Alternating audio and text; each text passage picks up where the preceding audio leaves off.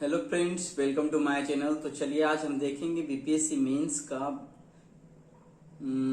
Political science and international relation से related एक प्रश्न कुछ ऐसा है कि नीति निर्देशक तत्व में जो भी अनुच्छेद बताया गया है उसका वर्णन करना है और साथ ही साथ बिहार में 1950 के बाद इसको किस प्रकार से क्रियान्वित किया गया है या लागू किया गया है। ठीक है ना।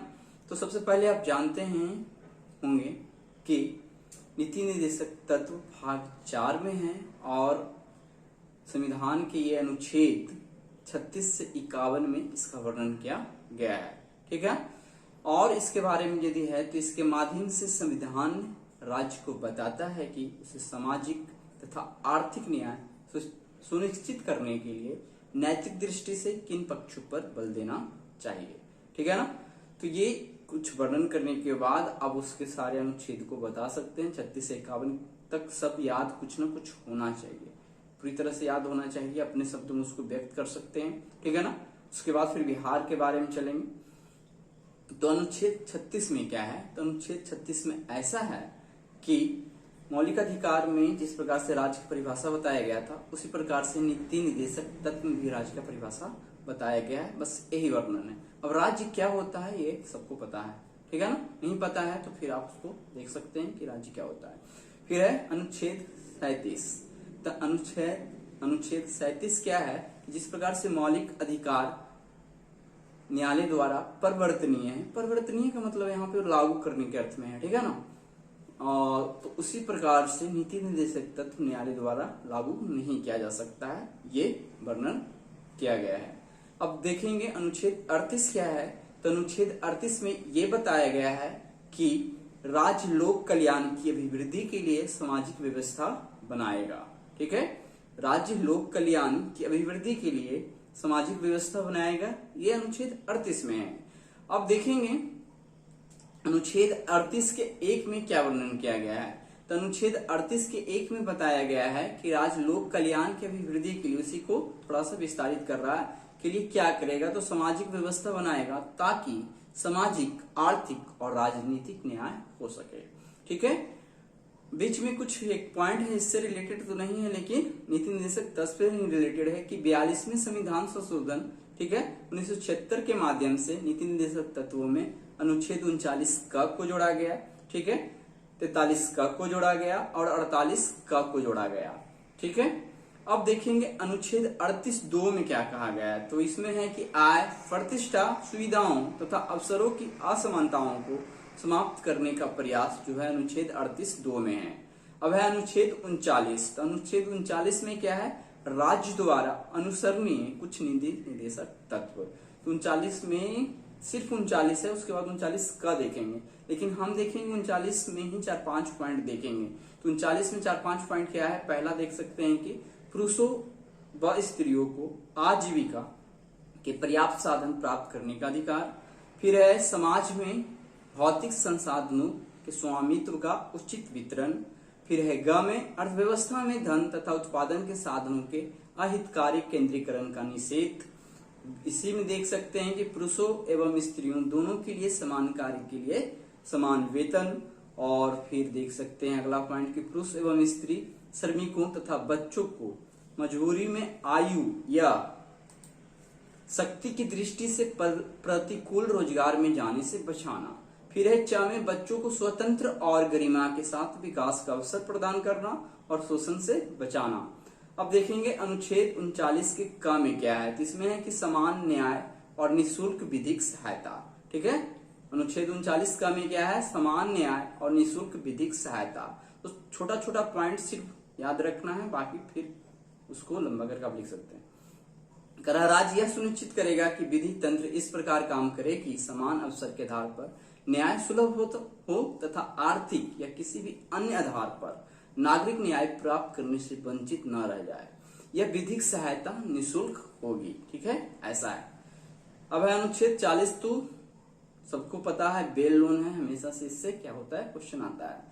ग्राम पंचायतों का गठन करा राज्य ग्राम पंचायतों का गठन करने के लिए कदम उठाएगा और उनको ऐसी शक्तियां और प्राधिकार प्रदान करेगा जो उन्हें स्वायत्त शासन की इकाइयों के रूप में कार्य करने योग्य बनाने के लिए आवश्यक हो। ठीक है, अब देखेंगे अनुच्छेद 41 क्या है। कह रहा है कुछ दशाओं में काम, शिक्षा और लोक सहायता पाने का अधिकार। ठीक है, पॉइंट यही है, इसको आप लंबा करके बोल सकते हैं कि राज्य अपनी आर्थिक सामर्थ्य और विकास की सीमाओं के भीतर काम पाने, शिक्षा पाने, बेकारी, बुढ़ापा, बीमारी और निःशक्तता तथा अन्य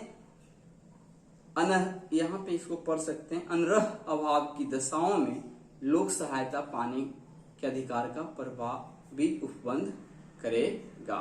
फिर अनुच्छेद 42 में कि काम की न्याय संगत और मानवोचित दशाओं का तथा प्रसूति सहायता का उपबंध, ये अनुच्छेद 42 में है। ठीक है ना। कर अनुच्छेद 43 कर्म का, अच्छा एक चीज और ध्यान रखना है कि लगभग अनुच्छेद 42 और 43 एक ही जैसा है, तो दोनों के एक साथ देखते हैं। 42 में हमने देखा कि काम की न्याय संगत और मानवोचित दशा का तथा प्रसूति सहायता का संबंध। ठीक है, फिर देखेंगे अनुच्छेद 43। अनुच्छेद 43 कर्मकारों के लिए निर्वाह मजदूरी, शिष्ट जीवन स्तर व अवकाश की व्यवस्था करना और कुटीर उद्योगों को प्रोत्साहित करना, यह अनुच्छेद 42 और 43 में है। अब 43 का में क्या है कि राज्य उद्योग में लगे उपक्रमों, स्थापनों या अन्य संगठनों के प्रबंधन में कर्मकारों का भाग लेना सुनिश्चित करने के लिए उपयुक्त विधान बनाएगा। फिर है अनुच्छेद 43 का, ये 2011 में जोड़ा गया, जो है सहकारी समिति से रिलेटेड, तो है सहकारी समितियों का उन्नयन, यानी कि सहकारी समितियों को स्वैच्छिक गठन, स्वायत्त प्रचालन, लोकतांत्रिक नियंत्रण तथा पेशेवर प्रबंधन को प्रोत्साहित करना। फिर है अनुच्छेद 44, इसमें है नागरिकों के लिए एक समान सिविल संहिता लागू करने का प्रयास करना, जो सिर्फ अभी भारत में कहाँ लागू है, तो गोवा में सिर्फ लागू है। क्या, नागरिकों के लिए एक समान सिविल संहिता लागू करने का प्रयास है। यह ऑब्जेक्टिव में बहुत पूछा जाता रहता है, इसलिए इसके लिए अनुच्छेद 44 जो है ना याद रखना है। फिर है अनुच्छेद 45, क्या है इसमें, शिशुओं, जिसको बोल सकते हैं प्रारंभिक शैशव अवस्था की देखभाल तथा 6 वर्ष से कम उम्र के बच्चों को शिक्षा देने का प्रयास करना। तो ये नीति निर्देशक तत्व में भी वर्णन है, मौलिक अधिकार में भी वर्णन है और साथ ही साथ मौलिक कर्तव्य में भी वर्णन है। फिर है अनुच्छेद 46, इसमें है अनुसूचित जातियों, अनुसूचित जनजातियों और अन्य दुर्बल वर्गों के शिक्षा एवं अर्थ संबंधी हितों की अभिवृद्धि करना और हर तरह के शोषण व सामाजिक अन्याय से उनकी रक्षा करना। नेक्स्ट देखते हैं अनुच्छेद 47, इसमें क्या है, लोगों के पोषाहार स्तर और जीवन स्तर को ऊंचा करने तथा लोक स्वास्थ्य सुधार को प्राथमिक कर्तव्य मानना और मादक पेयों व हानिकारक नशीले पदार्थ के सेवन का प्रतिषेध करने का प्रयास करना, यह अनुच्छेद 47 में है। अनुच्छेद 48, कृषि और पशुपालन का संगठन। ठीक है, अनुच्छेद 48 में क्या है, कृषि और पशुपालन का संगठन। तो कृषि तथा पशुपालन का संगठन आधुनिक वैज्ञानिक प्रणालियों के अनुसार करना तथा गाय, बछड़ों व अन्य दुधारू या बाहक पशुओं की नस्लों का परीक्षण, सुधार करना व उनके वध का प्रतिषेध करने के लिए कदम उठाना, यह अनुच्छेद 48 में कहा गया है। ठीक है, अब अनुच्छेद 48(1) में क्या है ये हम देखेंगे। तो अनुच्छेद 48(1) में क्या है, पर्यावरण के संरक्षण व संवर्धन तथा वन व वन जीवों की रक्षा का प्रयास करना, यह अनुच्छेद 48(1) में है। ठीक है, एक या क बोल सकते हैं। ठीक है ना। फिर है अनुच्छेद 49, इसमें राष्ट्रीय महत्व के स्मारकों, ठीक है, जो भी स्मारक है ये सब पुराना धरोहर है, और स्थानों और वस्तुओं का संरक्षण करना। फिर है अनुच्छेद 50, इसमें है कार्यपालिका से न्यायपालिका का पृथककरण किया गया है। ठीक है, अब कार्यपालिका क्या होता है, न्यायपालिका क्या होता है, सब पता है। तो इसमें देख सकते हैं कि राज्य की लोक सेवाओं में कार्यपालिका से न्यायपालिका के पृथककरण के लिए कदम उठाना। अब देखेंगे अनुच्छेद 51, कर अंतर्राष्ट्रीय शांति एवं सुरक्षा की अभिवृद्धि। ये पॉइंट, अच्छा ये आपका अनुच्छेद लास्ट है और ये भी पूछा जाता रहता है। ठीक है, विभिन्न राष्ट्रों के बीच न्याय संगत व सम्मानपूर्ण संबंधों, अंतर्राष्ट्रीय विधि और संधि बाध्यताओं के प्रति आदर बढ़ाने तथा अंतर्राष्ट्रीय विवादों को मध्यस्थता से निपटने के लिए प्रोत्साहन देने का प्रयास करना। ठीक है, अब देखेंगे क्वेश्चन में था कि बिहार में 1950 के बाद नीति निर्देशक सिद्धांतों का क्रियान्वयन किस प्रकार से किया गया, ठीक है ना। तो बिहार में 1950 के बाद नीति निर्देशक सिद्धांतों का क्रियान्वयन किस प्रकार से किया गया, इसके बारे में देख लेते हैं। तो सबसे पहले देखते हैं कि अनुच्छेद 38 तथा अनुच्छेद 39 के आधार पर भूमि सुधार, हरित क्रांति, जमींदारी उन्मूलन एवं सार्वजनिक उपकरणों की स्थापना पर ध्यान दिया गया, ठीक है। फलस्वरूप भूमि सुधार अधिनियम 1950, भूदान अधिनियम 1954, बिहार राज्य चकबंदी अधिनियम 1956, इसमें 2-4 नाम याद होना चाहिए, ठीक है ना, तथा हदबंदी अधिनियम 1966 की स्थापना की गई, जो काफी हद तक सफल हुई। अब देखेंगे और क्या क्या नीति निर्देशक तत्व को लागू करने के लिए बिहार में किया गया। तो आ गया कि बिहार में हरित क्रांति का प्रारंभ गहन कृषि विकास कार्यक्रम, जिसको IADP बोलते हैं, के आधार पर की गई थी, ठीक है। हरित क्रांति किस मिशन के तहत किया गया, तो गहन कृषि विकास कार्यक्रम। फिर देखना है कि अनुच्छेद 38 एवं 39 के आधार पर बिहार में समान कार्य के लिए समान वेतन, न्यूनतम मजदूरी अधिनियम तथा बाल श्रम प्रतिषेध अधिनियम को लागू किया गया।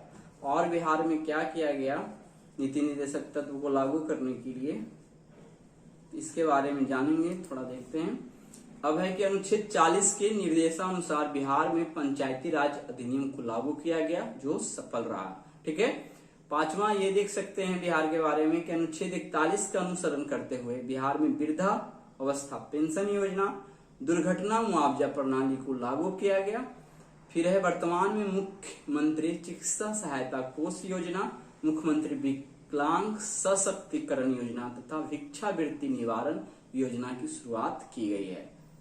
अब देखेंगे 6ठा अनुच्छेद 42 के निर्देशानुसार बिहार में प्रसूति हित लाभ अधिनियम एवं कारखाना अधिनियम लागू किया गया है। वर्तमान में ममता कार्यक्रम तथा जयप्रभा जननी शिशु आरोग्य एक्सप्रेस योजना जैसे उल्लेखनीय योजना की शुरुआत की गई है, ठीक है। संभव होगा तो इसका हम PDF आपको दे देंगे, हम तो सिर्फ यहाँ पे बोल रहे हैं ना तो लिख रहे हैं, ठीक है ना। फिर है अनुच्छेद 45 के आधार पर बिहार में शिक्षा का अधिकार कानून को लागू किया गया। और क्या नीति निर्देशक तत्व के आधार पे, तो अनुच्छेद 48 के निर्देशानुसार बिहार में कृषि, पशुपालन, पर्यावरण संरक्षण, वन एवं वन्यजीव संरक्षण के लिए अनेक प्रयास किए गए हैं। एक चीज ध्यान रखना है इसमें कि सारे अनुच्छेद का पॉइंट याद रहे तो बेहतर आप एक्सप्रेस कर सकते हैं। अन्यथा बिहार के संदर्भ में आप देख सकते हैं कि नीति निर्देशक तत्व से रिलेटेड क्या क्या लागू किया गया है, बिना अनुच्छेद के भी एक्सप्रेस करेंगे लेकिन बेहतर नहीं होगा। तो अनुच्छेद याद हो जाए तो बेहतर है, नहीं तो एक्सप्रेस तो किसी प्रकार से करना ही होता है, ठीक है ना। तो आज की वीडियो में हम इतना ही रहने देते हैं, मिलते हैं अगले वीडियो में अगले क्वेश्चन के साथ, ठीक है।